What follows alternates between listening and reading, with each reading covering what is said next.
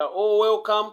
Sister Yvonne Chaipa, you are welcome. May the good Lord bless you. Thank you so much. A good evening to you. Maneranas, I would like to minister from the book of Acts chapter 9. Acts chapter 9 from verse 36. Acts 9, 36. Acts 9, 36. And I'll read. There was a disciple named Tabitha, which when translated is Dorcas, who was always doing good and helping poor. About that time she became sick and died, and her body was washed and placed in the upstairs room. Lydda was near Joppa. So when the disciples heard that Peter was in Lydda, they sent 2 men to him and urged him, "Please come at once." Peter went with them, and when he arrived, he was taken upstairs to the room. All the widows stood around, crying and showing him the robes and other clothing that Dorcas had made while she was still with them. Peter sent them all out of the room. Then he got down on his knees and prayed. Turning toward the dead woman, he said, "Tabitha, get up." She opened her eyes, and seeing Peter, she sat up. He took her by the hand and helped her to her feet. Then he called the believers and the widows and presented her to them alive.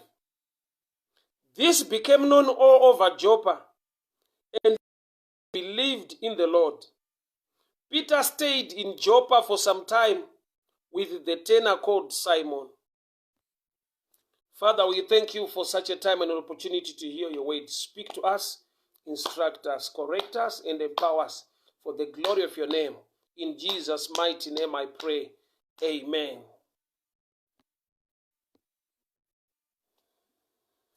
Ndinotenda Mwari zvikuru. Shoko ranhasi it's mabasa apostori, or the Acts of the Apostles. Acts, book Acts 9:36. Rinotaura pamusoro pemukadzi wainzi Dorcas. Mukadzi aiva nemoyo, aiva neheart towards the life of widows. Ministry yake waibatsira vanhu vanoshaya, zvikuru sei mawidows, shirikadzi. But it happened that akarwara, she became sick and died. Akarwara ndokubva afa. Vanhu ndokubva vanzwa kuti murume anonzi Peter, he was close by. Why? Because Dorcas wakafa munzvimbo yainzi Joppa. So there was a place inonzi Lydda yanga iri close. Saka vanhu, after washing her body, vakamisa upstairs in the upper room. Ndokubva vanzwa, when the disciples heard that Peter was in Lydda, they sent 2 men to him, urged him, "Please come at once." So vanhu vashaikirwa na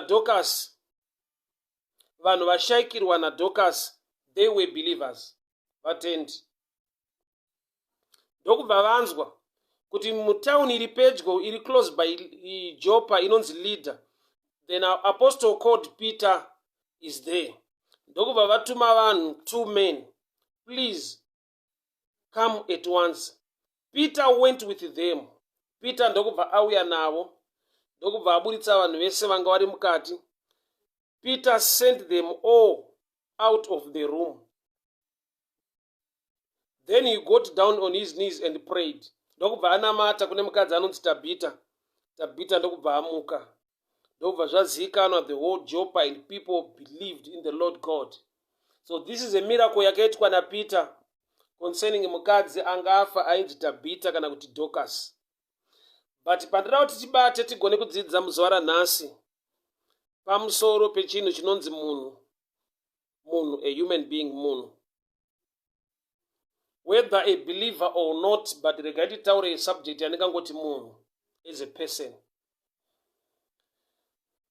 Regai ndisiye subject, ndisiye this text ndibate panogona kutipa a clue yakanakisa kwazvo. Genesis 2 verse 18. The Lord God said, it is not good for a man to be alone. I will make a suitable helper, or I will make a helper suitable for him. Shoko raMwari riri kuti hazvina kunaka kuti munhu ave ega, asi ndichamupa mubatsiri. I will make, ndichamuitira mubatsiri akafanira, a suitable helper. NdiMwari vari kudaro vauya kuna Adamu ndokubva vati hazvina kunaka kuti munhu ave ega. I will make a suitable helper to him. Ivo Mwari vari mubatsiri kumunhu, asi vari kuti hazvina kunaka kuti munhu ave ega asina mubatsiri. Zvoreva kuti pane nzvimbo dzaunoda kuti Mwari vakubatsire. You must learn to understand kuti hapasi pese, hear me very well, pauchada kuti Mwari vakubatsire nyangwe Mwari vari mubatsiri wako. Pane pekuti ivo Mwari vari mubatsiri vari kuti I must make a helper suitable for you. Zvoreva kuti kune a dimension of help. In other words, I'm trying to say, men can be an answer to a prayer. Men can be an answer to your prayer. Munhu anogona kutova mhinduro kudambudziko rako. I know we pray to God, we seek answers from God, but there's a dimension in God. Yataburitsirwa na Genesis 2:18. Iyo Mwari vakauya kumunhu vakati hazvina kunaka kuti munhu ave ega. I will make a suitable helper. Kureva kuti in many cases mune zvizhinji zvatinoda help. Most of us, we only think that I'll just pray, I'll seek God to get help. But there is a dimension of help yakaiswa mumunhu. Kusvika iyo Mwari vakati hazvina kunaka kuti munhu ave ega. I will make a suitable helper. Kureva kuti munhu anoda help from the spiritual dimension and from the physical dimension. Saka ndoda kuti nditaure pamusoro pemunhu semhinduro. In other words, zvinogona kutidzidzisa to have respect for others, to have love towards humankind. Besides kuti maKristu or mahedheni ndoda ngotaura pamusoro pemunhu.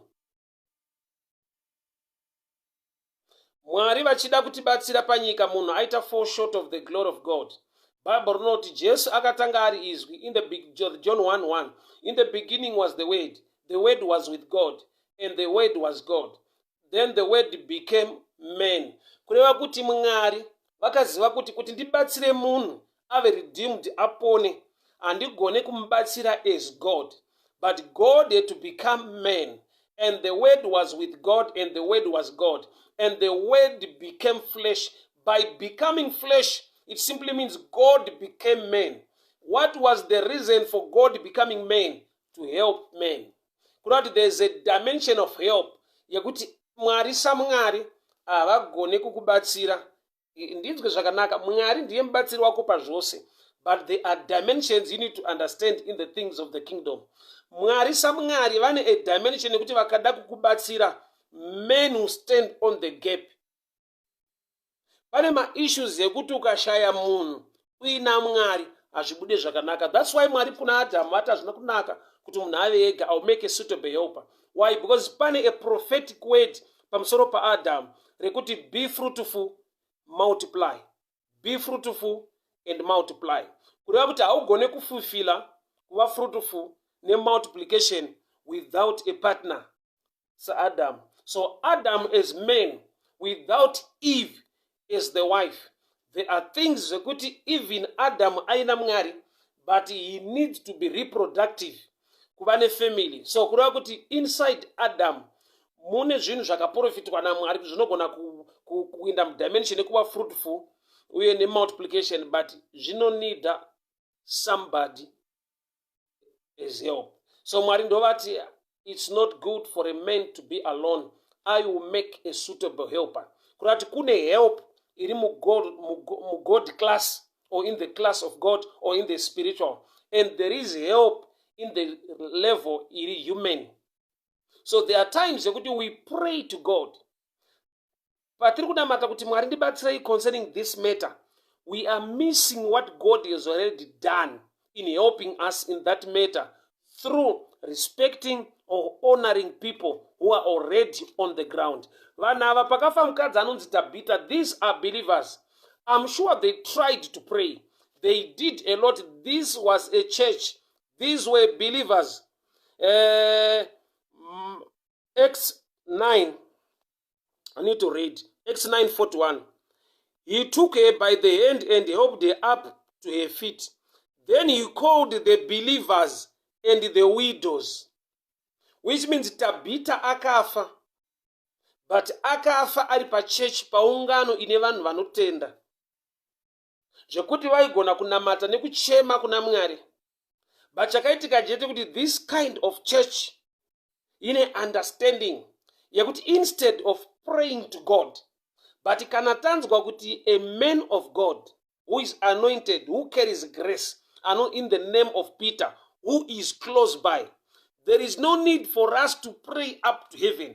Why? Because the heavens yet connect, because Peter is already close by. He is in leader. So there are times that Mwari answer close to you, and you continue to pray unto God, yet the answer is already close to you, in the dimension of human. Mwari vati hazvina kunaka kuti munhu ave ega. I will make a suitable helper. A suitable helper. Ivo Mwari vari mubatsiri kumunhu. But vari kuti munhu ane imwe dimension yekubatsirika inongobva bedzi kana ivo Mwari vamuumbirawo kana kuti vamugadzirira mumwe munhu. So wakaipa akada kukuataka sometimes anokupa mentality yekuti ina handina basa nemunhu, ndinozvinamatira Mwari wangu. Ini naMwari wangu tinozivana, vanhu handina basa nawo. That statement inotaridza kuti you lack wisdom in the things of the kingdom. That statement alone yekuti ini naMwari wangu handina kana basa nemunhu, ndinozvinamatira Mwari wangu. That statement is dangerous. It shows that there is a kind of help yaunogona kushaya mulife iwe uina Mwari wako kana usina Eve wako. Adamu ukati ini ndina Mwari wangu, zvinhu zvangu zvinongoita ndina Mwari wangu, handina basa nemumwe munhu. Eve akashayika parutivi rwako, hapana family yamunogona kuva nayo.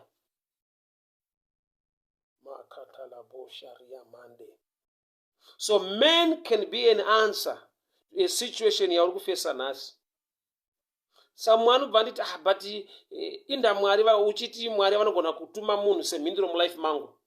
Kana shoko richiti humble yourself before the Lord, hapana pauchasangana na Mwari wobva wava humble before the Lord, but you humble before the Lord God who is inside a man. Amerikana zvichinzwika. Vana havana kuita prayer yet Bible rati this was a group of believers. Their believing capacity nekutenda muna Mwari vakabva vava newisdom yekuunderstanda kuti there is a man close ari paleader anonzi Peter, so we need to send for Peter. Havana kuti let us begin to pray. Peter yeye kana achinamata Mwari ndiye Mwari watonamatawo futi. Tichamutsvaga Mwari yetu tichanamatawo. Tese tinonzwa Mwari zvakazodii zvikati. We are living in dangerous times. Maybe chapusha vanhu kuti vati neniwo ndonzwa Mwari ndonamatawo ndozodii inyaya kuti there was a lot of abuse. There was a lot of abuse in the body of Christ. Pamusoro pe submission and many things in the body of Christ. Saka people have come to ignore that. Why? Because vanoti vanozokubatirira vanozodai vatange ndiwo ega vanonzwa Mwari nekuzodii. But the truth of the matter is tese tiri vana vaMwari. But there are some who carry grace concerning certain issues. Ava mabelievers vafirwa naTabitha. Remember, Tabitha was a giver. Tabitha aita ma great works anotyisa. She was a helping hand to the poor. Bible rabuda pachena kuti Tabitha who was doing good. She was doing good, helping the poor, especially the widows. But she became sick and died.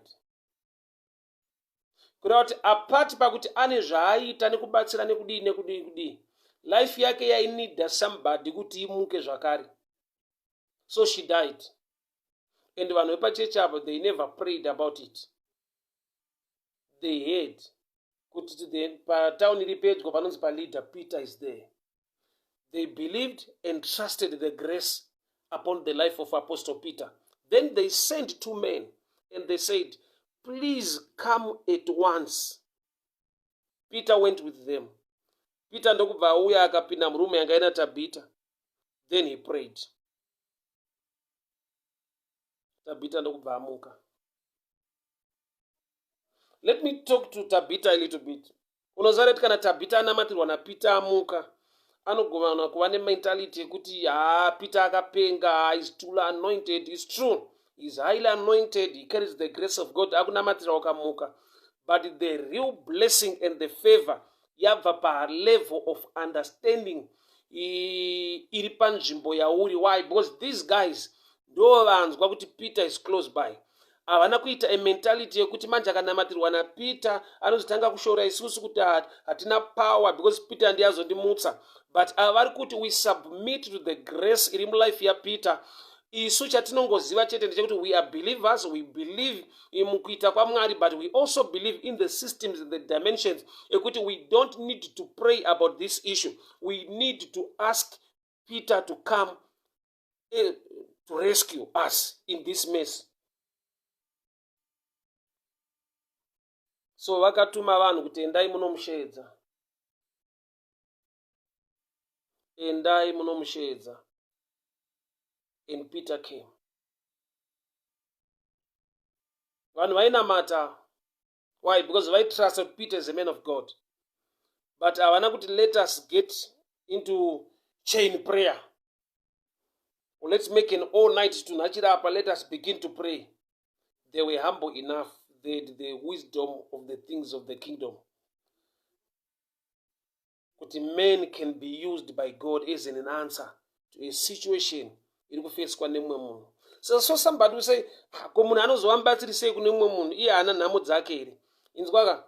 men can be used by God despite my challenges I now, but anogona kutakura the grace dzinogona kubatsira vamwe vanhu despite a challenge in my life mark.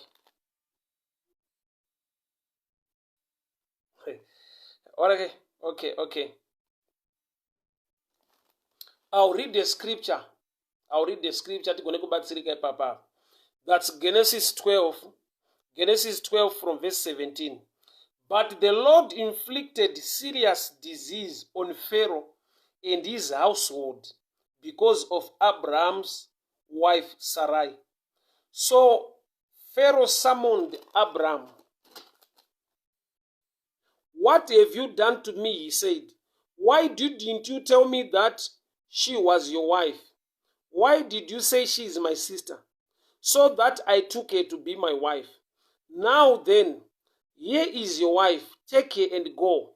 Then Pharaoh gave orders about Abraham to his men. They sent him on his way, his wife, and everything he had. Abraham ari mu marriage nemukadzi wake. Apanga achiri kunzi Abraham aina Sarai for a long time vasina mwana. But mukadzi wake paakabatwa vari kuEgypt namambo, paakatorwa namambo Pharaoh, Bible writes the Lord inflicted serious disease on Pharaoh and his household because of Abraham's wife. Iye ane challenge mu marriage make, but mukadzi wake paakatorwa namambo, Mwari vakakonzera dambudziko muimba yaFaro and the entire household.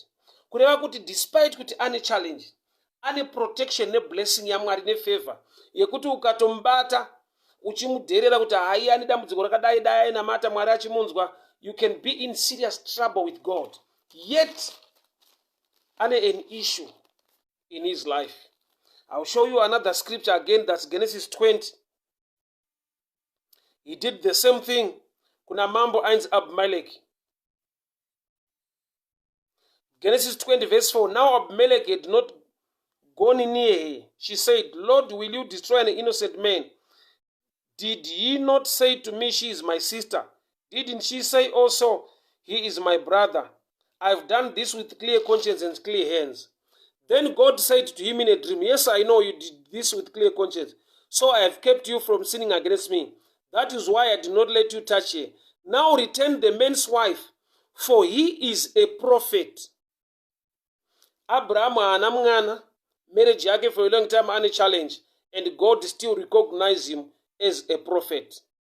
And he will pray for you, and you will live. He will pray for you, and you will live. Verse 17. Then Abraham prayed to God, and God healed Abimelech, his wife and his slave girls, so that they could have children. Kuti Abraham wakasvika muministry yekunamatira vanhu vasina vana kuti vave nevana. Iye musituation yeupenyu hwake haana mwana. Makatabo sharianta. Abraham wakaenda kuEgypt. Asvika ikoko akanamatira mambo Abimelech nevakadzi vese vaiva muteritori yamambo Abimelech, nokuti vanga vane problem yekusabereka. Vari kunamatirwa nemunhu asati abereka asina mwana, ane issue mumarriage make.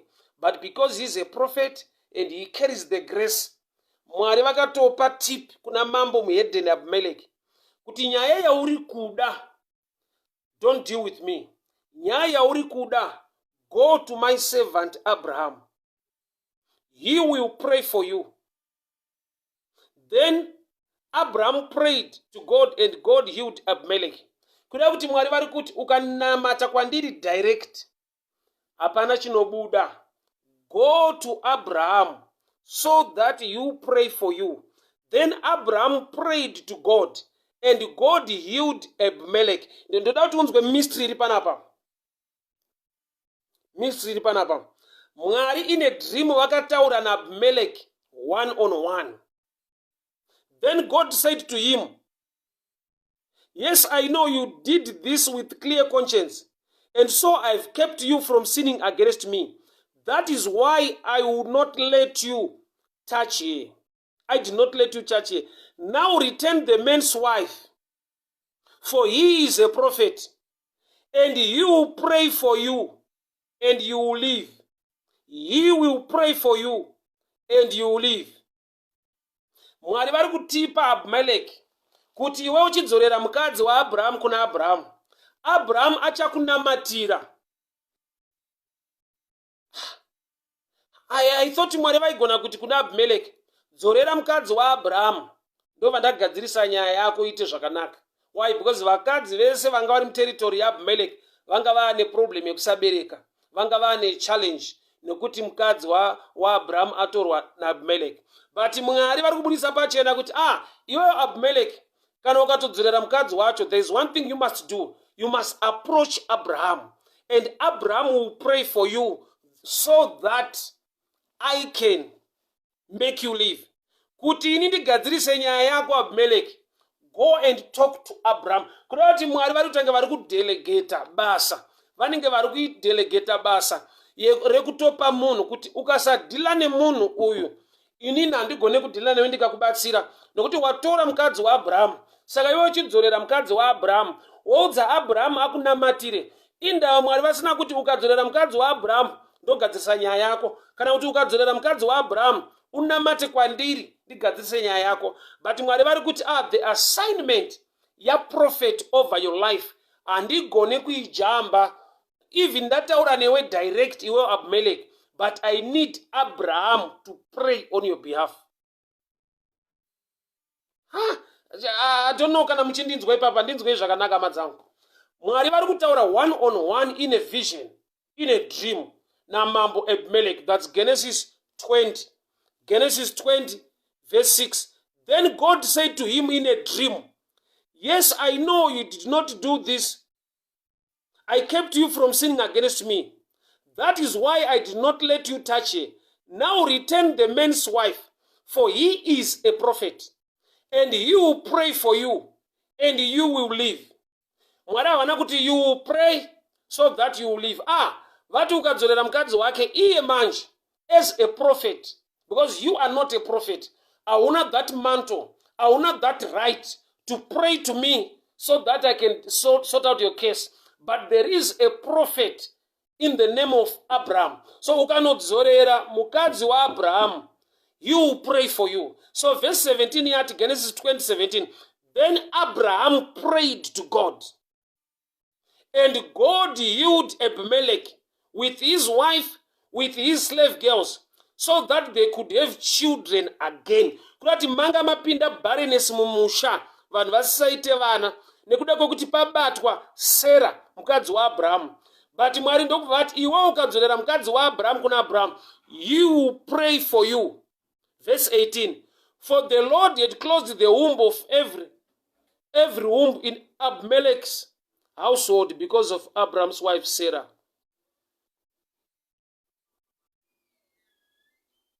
Men can be in an answer.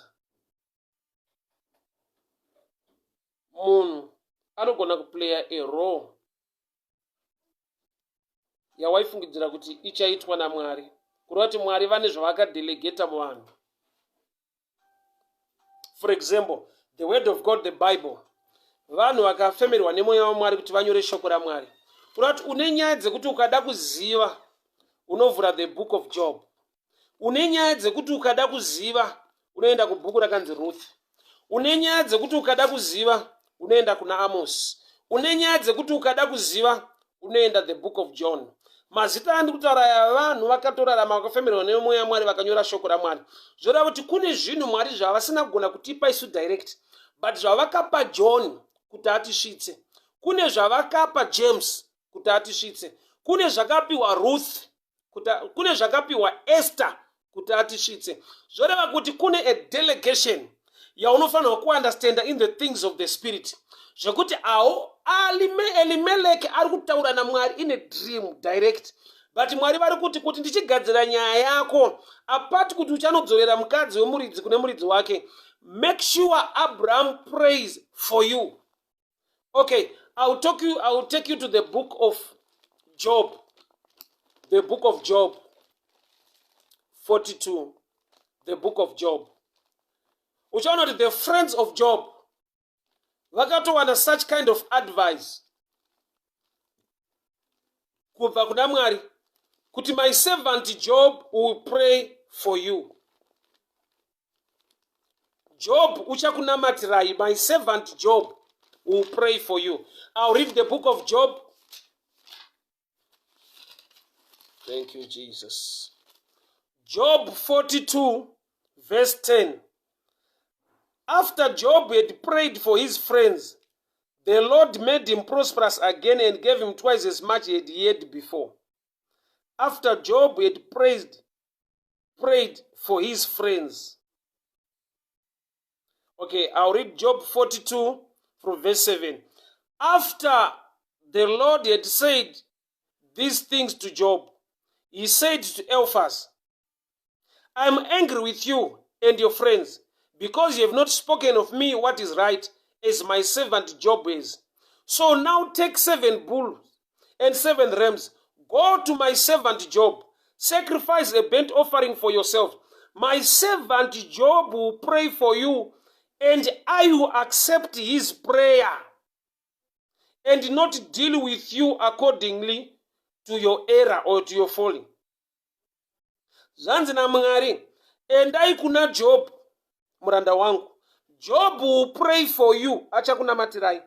I will accept his prayer, not your prayer, his prayer. And I will not deal with you accordingly to your folly. Kureva kuti Mwari, pane nguva yekuti vanoisa munhu panzvimbo as an answer, as a way to bless you, as a way yekuti munhu asite stand on the gap. Somebody will say, no, but you are reading from the Old Testament, so now it's just me and the man Jesus. It's true. Ukama wemunhu naMwari mu New Testament church, the man aripo is Jesus. But anonzi Jesu wacho manje anoda kutsanangurwa. Jesus as a person, Jesus as the principles. For example, mukadzi aiva ne the issue of blood, akaenda akanobata the hem of the garment ya Jesu. Jesu ndokubva ati somebody touched me, pana andibata. Bible rinoti mukadzi wakabata mukombero wehanzu ya Jesu, haana kubata the person, akabata the hem of the garment. Jesu ndokubva ati pana andibata. Zvoreva kuti Jesu kana achiti pana andibata, zvoreva kuti iye pachake as the person and zvaakapfeka also represent him. Kureva kuti chinonzi Jesu now is the person, chinonzi Jesu is the word, chinonzi Jesu ma-principles eshoko raMwari. It also it brings me back to statement. Somebody came to me ndokubva ati ayo bhuku raHebrews rinoti Mwari mazuva ano ekupedzisira ari kutaura nesu kuburikidza nemwanakomana wake Jesu, nokuti kare waitaura kuburikidza nevaprofita, but in these last days he speaks to us through his son, and that is Jesus. True, the Bible says so. But what's the revelation behind him speaking to us through his son? Nokuti his son, number one, as a person, ndi Jesu wakaenda pa cross, but his son as the word are the principles of the word of God. Kureva if I miss Jesus as the word, bandikabata the word, ndabata futi the same Jesus. That's why mukadzi ane issue of blood akasabata Jesu as a person, but akabata the hem of a garment, anowana healing inobva muna Jesu. Why? Because healing haina kubva pahembe. Healing inobva muna Jesu the healer, but hembe iri pana Jesu yakuva a law of representation. Kuti ari kubata Jesu in a way yekuti haana kugona kumubata as a person, but abata zviri pari. So Jesu in another dimension, he is the word, and the word ndoma principles, and the word ndoma tinowana the revelation yekuti ndigone kusvika paari. Ndikasasvika paari as a person, ndinosvika paari as the word. So we are living in a time yekuti people will think kuti ano as a New Testament church there is no need yekuti utsvage mumwe munhu. Hear me very well. I will take you to this story. Baba vakauya nemwana wavo vachiti kuna Jesu, zvinoti zvikamubata zvinomuwisira mumvura, zvikamubata zvomuwisira mumoto. Jesu ndokubva adzinga mweya iwoyo. Ndokubva ati zverudzi zvinoda kunyengetera nekutsanya kuzhinji. But apart from that statement, uone kuti incident iyo yakaitika nguvai. Baba vakauya nemwana wavo, vakauya nemwana wavo Jesu achiburuka mugomo. Jesu anga aburuka mugomo, Mount of Transfiguration. Pa Mount of Transfiguration incident yakaitika, there appeared Elijah and Moses. And those two guys, they have something in common. Ne deliverance uda kuitwa pazasi pegomo. Nekuti mwana uyu zvikamubata zvaiti mumoto zvoti mumvura. It's also a shadow picture ye ministry ya Moses. Kuti Moses zvinongoreva kuti chandakatora kumvura, kana kuti Moses is well known pakurova dombo richipa vanhu mvura, kana pakukrosa Red Sea achipatsanura mvura. So Moses is a prophet who is linked zvine chekuita nemvura. And Elijah is a prophet connected to fire. At a certain time, vanhu vakauya kwaari akati, if I be a prophet of God, may fire come down and consume you. Vanhu vakafa. At a certain time, akashedza moto pa Mount Carmel, moto ukaburuka. Saka mwana anonzi zvikamubata zvinoti mumoto nemumvura, ane a challenge. And the challenge yacho chinopa Jesu kuti aigone so easy. Inyaya yekuti he was in association, anga achitaura pa Mount of Transfiguration, aina Moses and Elijah. Kureva kuti he was connected. He was connected to the guys vari kuministry yakadhila neizvozvo. Remember, Jesus was God and he was also man, which means as man he was teaching us that as a believer, as man, you can also need grace from others or impartation to handle certain issues. Makatabo shalabasada rianda reketelebo shia katabo samarida yabasataka. Hebrews chapter 1. In the past, God spoke to our forefathers through the prophets at many times, but in various ways. But in these last days, he has spoken to us by his Son, whom he appointed heir to all things. I will repeat. In the past, God spoke to our forefathers through prophets. Kare Mwari vaitaurira kumadzibaba edu kuburikidza nevaprofita. Asi mumazuva edu ataura kwatiri, kuti anotaura kwatiri kuburikidza nemwanakomana wake by his Son. And that Son is Jesus. So somebody akava ine understanding yekuti so it means prophets they no longer exist because Mwari mazuva ano anogona kutaura newe burikidza nemwanakomana wake Jesu. Mwanakomana wake Jesu is a person. Mwanakomana wake Jesu is also the word. You cannot separate Jesus from the word. He is the word of God. And he is the person akafa pa cross. So as anotaura kuburikidza nesu through his son in our times. So his son is Jesus and Jesus is the word. But when you get the understanding of the word, uchatozoona kuti he can speak through us. The prophetic is also in Jesus. He is the word and the word is prophetic. The word of God is prophecy on its own. Maybe it calls for another subject for another day. But let me take you back to the book Ranandi Shverenga, Acts 9:32. Acts 9 from 36. Uchaona kuti mukadzi anonzi Dorcas akafa. But afa ari pa congregation ine vanhu vanotenda the believers. Havana kuti let us pray for Sister Dorcas. Vanga vatogeza mutumbi vatouisa mu upper room. Then they heard kuti Apostle Peter is close by, vari panzvimbo inonzi leader. Sa Dorcas afa Dorcas afa munzvimbo inonzi Joppa. So Peter ari munzvimbo inonzi leader. Saka ava vazvinzwa ndokubva vatuma vanhu kuti go and call Peter. Peter achiuya ndokubva anamatira Dorcas.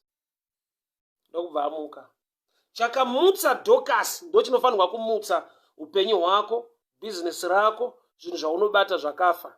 Why? Nokuti usati wamboita prayer concerning those things. Do you know there is somebody who is already close to you who carries the grace to deal with such a matter? So ukapotsa law of submission or understanding how God operates, uchapinda mu prayer, yet chauri kuitira prayer chiri close as a person. A man can also be an answer.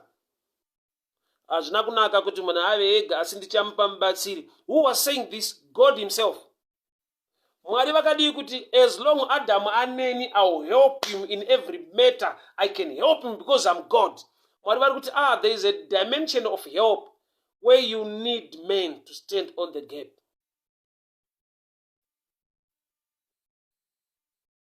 People of God, hear me very well. I always tell people this. Kuti iwe Mwari vakati let there be light kukava nechiedza is the same God who created the sun to provide light. Iwe wamboti let there be light and there was light. Ndokubva vazogadzira zuva. He made a greater light to rule in the day and the moon to rule in the night. There is a dimension in a need ye light, but isingade that supernatural light. It requires light from the sun. Why? Because light from the sun in a provider to plant life and to human life. To human life, there is vitamin D from the sun. To plant life, kuti paitike nonzi photosynthesis, panona need ye sunlight. Kuti vanhu vave ne magetsi kune solar system. Kuti vanhu vashandise solar need the light from the sun. Kuti yakanzi let there be light. That light is the revelation, is a supernatural light. Iroro supernatural light haugone kurishandisa on earth because the sun was created to rule on earth. So in earthly realm painida creation ye sun, but mu spiritual realm makataurwa light without source. Mwari vakangoti let there be light. So sun now or the moon, they represent the dimension of man. In other words, man is there kuti akuprovidere zvinhu zvaunofungidzira kuti waigona kuzviwana munyika yemweya. Dorcas kana kuti Tabita akafa. Nzvimbo yaakafa in the midst of believers. Ivavo ndo vakazonzwa kuti Peter is closed by panzvimbo inonzi leader. And they sent people kunoshedza Peter. Peter akauya akanamatira Dorcas, Dorcas akamuka. Church haina kutry kuita prayer. It's good to be prayerful, but it's also good to acknowledge those who carry the grace that you are starving, you are praying to get really available. You need just to submit, and submission is a principle in mushoko ramwari. Although in abuse in our times, but abuse of property haigone kuti tiite outrule the property kuti property haina kunaka. For example, kune munhu akabaya munhu nebanga ari kujeri, ini mumba ndine mapanga 5. Why? Ndinoziva kuti anochekeswa beef kwete vanhu. So abuse of property haikonzera kuti tineglect property.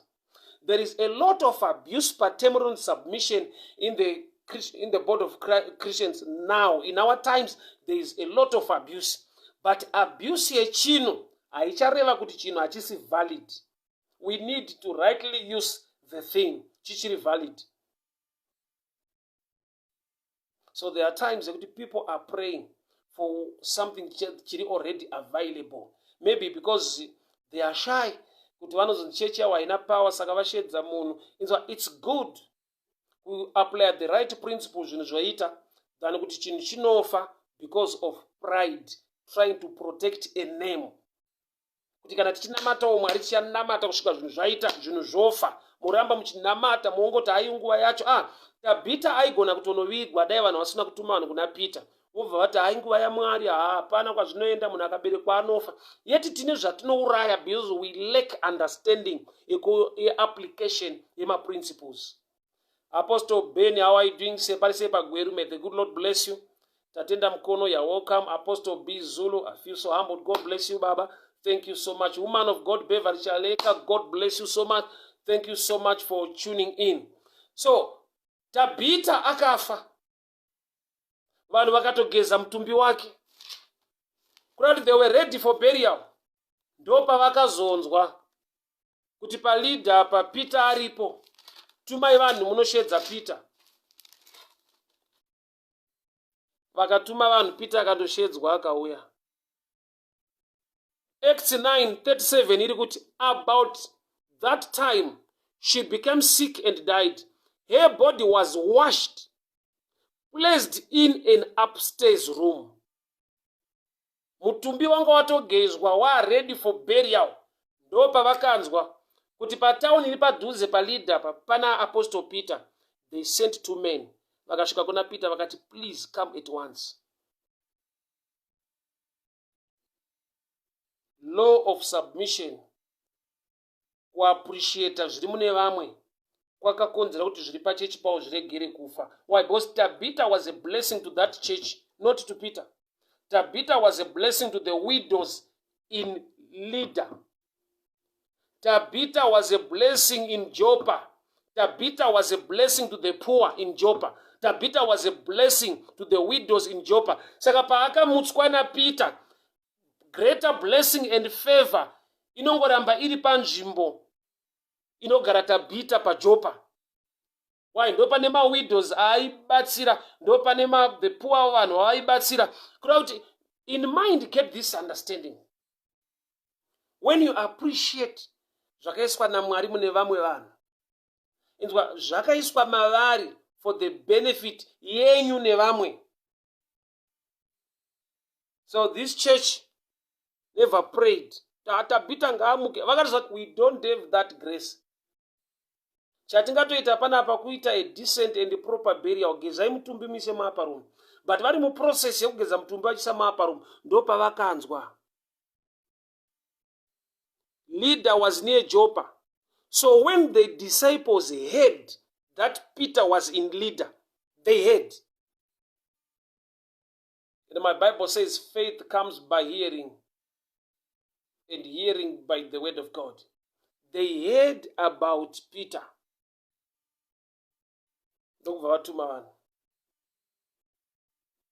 Kune ma situations anofa, yeti tine mazita evanhu vaMwari atakanzwa.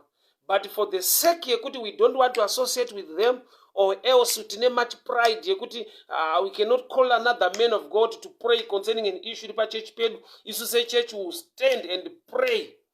If you don't carry such grace, Tabitha anovigwa, Dorcas anofa.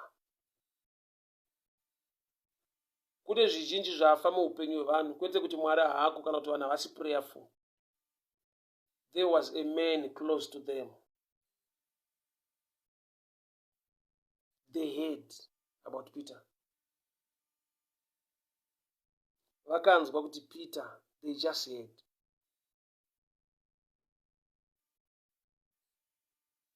Vanhu vaMwari ndinzwe. Kana ivo Mwari pachavo vakati hazvina kunaka kuti munhu ave ega, ndichabatsira a suitable helper. Mwari wamasimba ose vakati munhu anoda help, but help yaanoda mumwe munhu.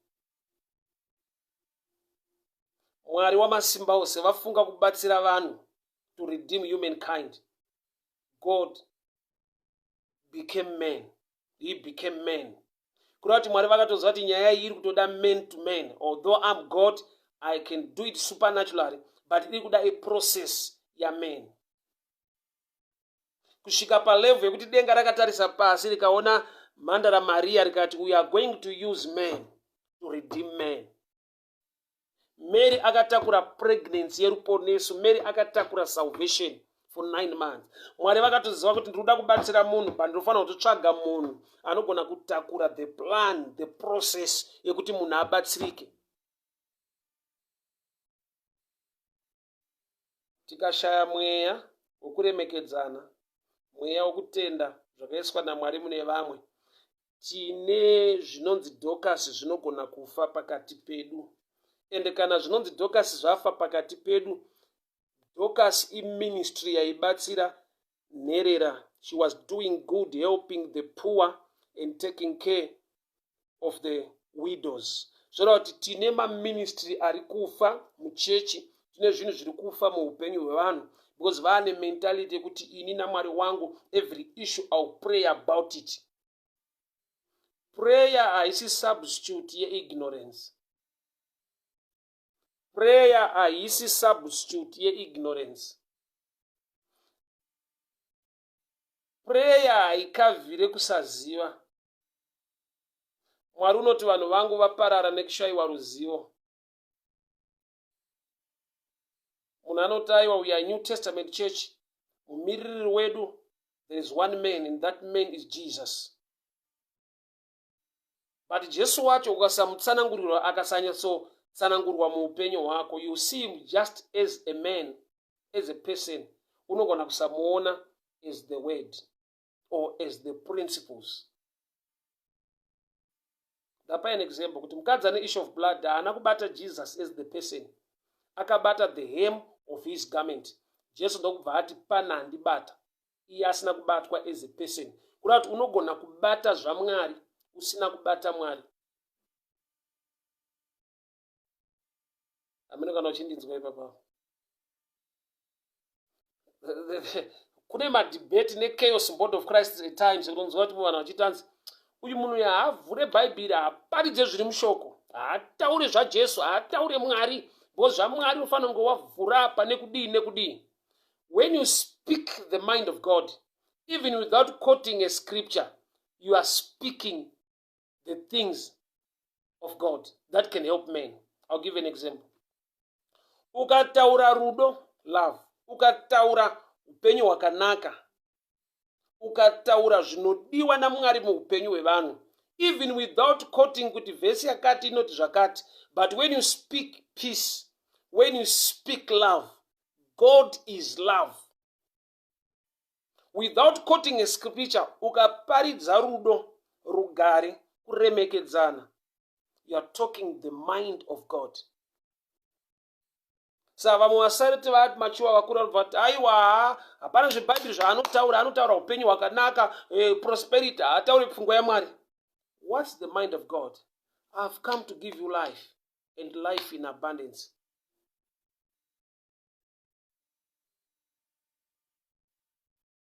Mukadzi ane issue of blood haana kubata Jesu as a person, akabata the hem of a garment, and she received power. Kuda kuti there is also a dimension of power.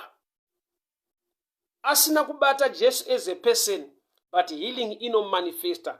Kuda kuti Jesu wakaisa healing yake mumavanga ake, healing yake ikasvika pakuenda pagarment raakapfeka, so that you can get the same level of power. You wapotsa the person, but wabata the hem of a garment. which means the hem of a garment iri kungorepresenta Jesu wacho as a person. I'll help you. I'll go for the last text. That's Luke 17:11. Luke 17:11. Luke 17:11. Jesu akaona vanhu vaiva nemaperembudzi 10 guys. Ndokubva ati, go and show yourself to the priest.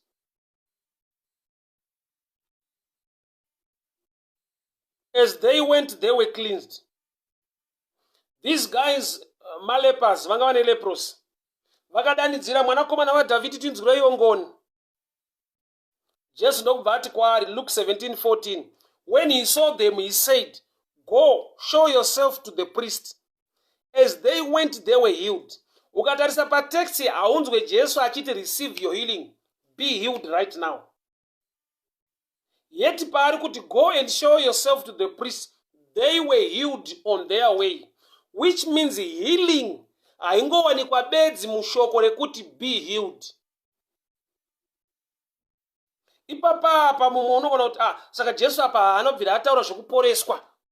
Yes, haana kubvira ataura zvekuti porai kana kuti poreswai.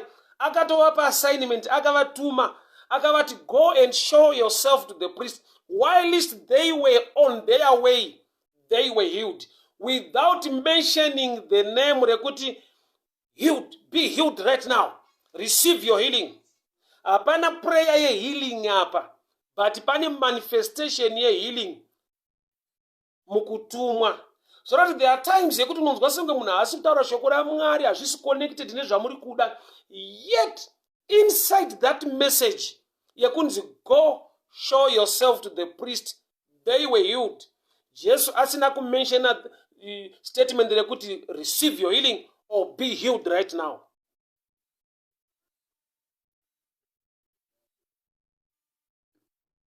In other words, vakapora vasina kuporeswa.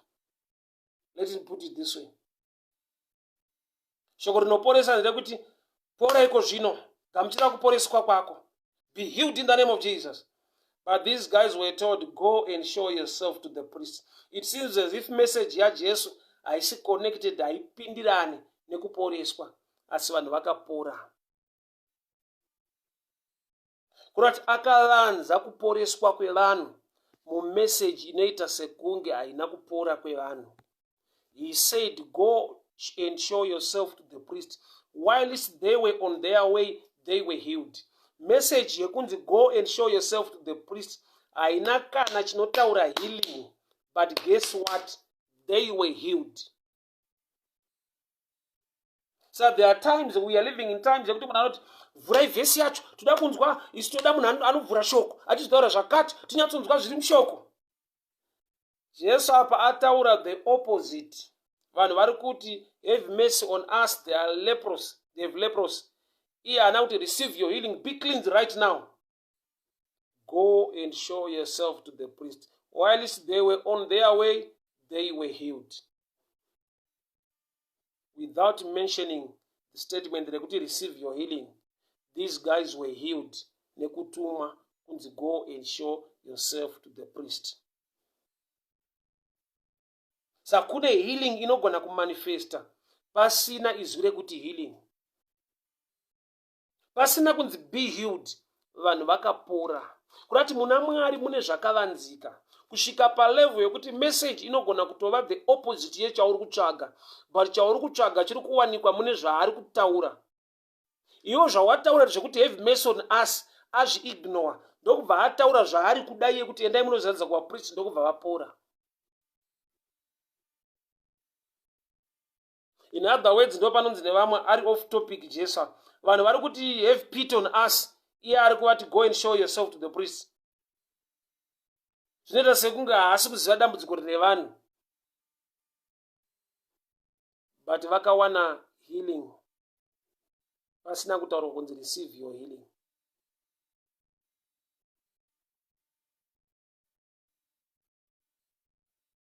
So we are living in a time yekuti kune hondo kumachechi, kune hondo pasocial media. Paridzai Jesu, hamusi kuparidza Jesu. Paridzai Jesu, hamusi kuparidza Jesu. Jesu ndiani? A person. Jesu chi? The word. Word riri broad, mune zvakawanda mushoko raMwari.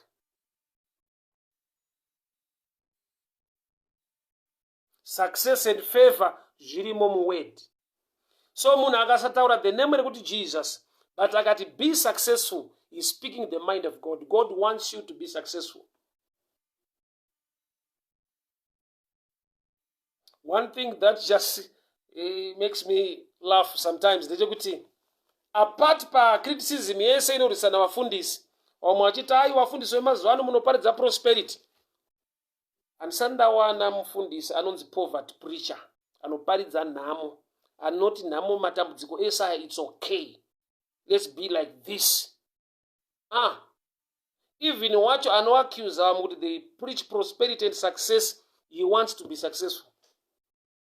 Unless kana asiri normal upstairs. Vari kuparidza receive your house. Munhu ari normal, he needs shelter. For his family, for his life.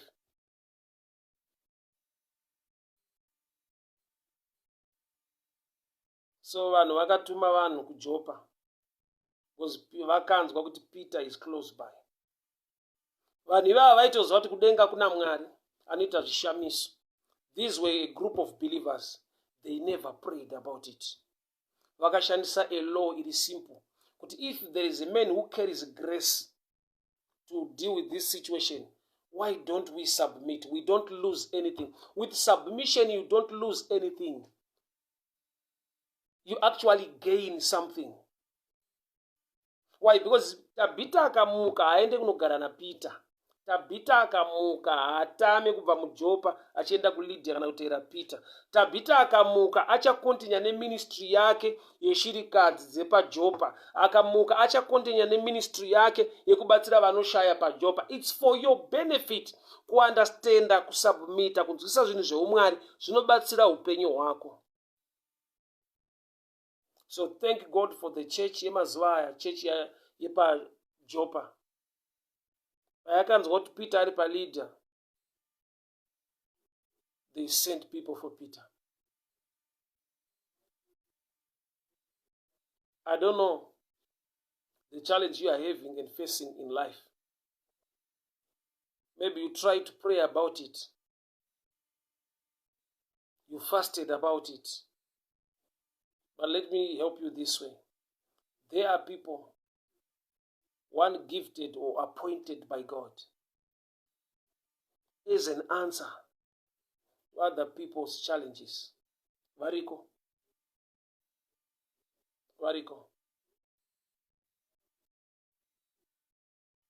There are people who carry grace concerning certain issues.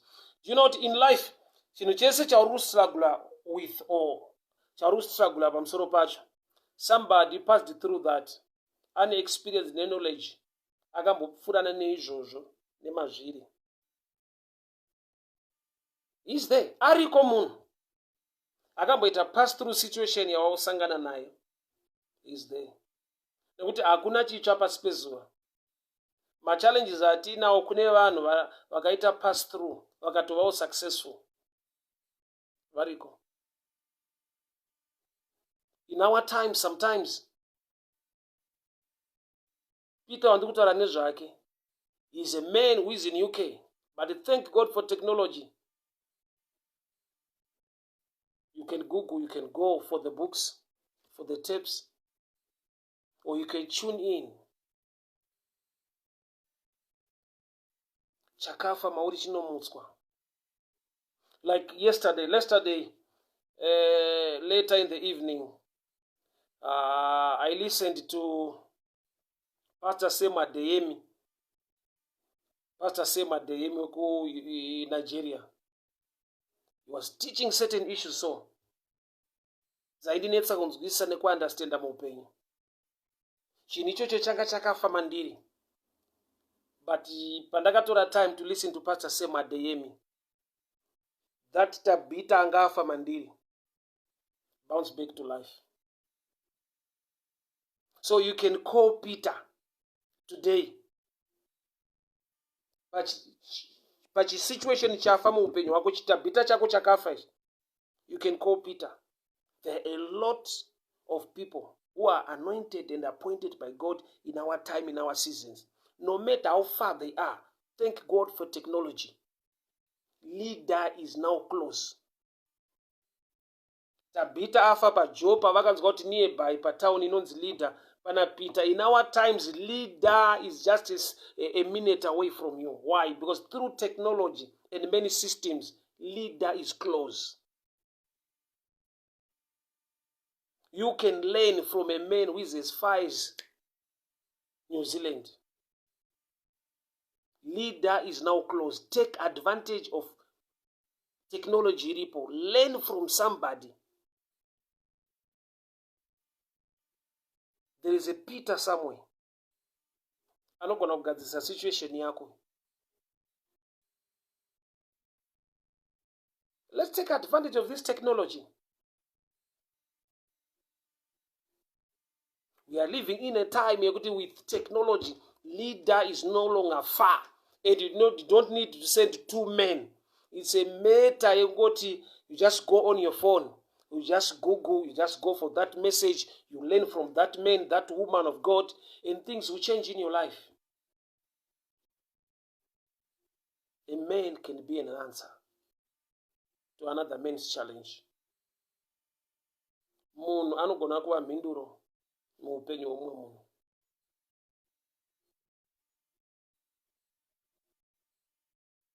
Anyway, we thank God so much.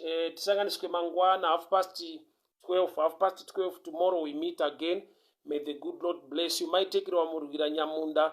A good night to you, Sister Brenda Mshambadzi. A good night to you, Sister Carol. A good night to you over there in Dubai. Babachuara, a good day to you over there in New Zealand.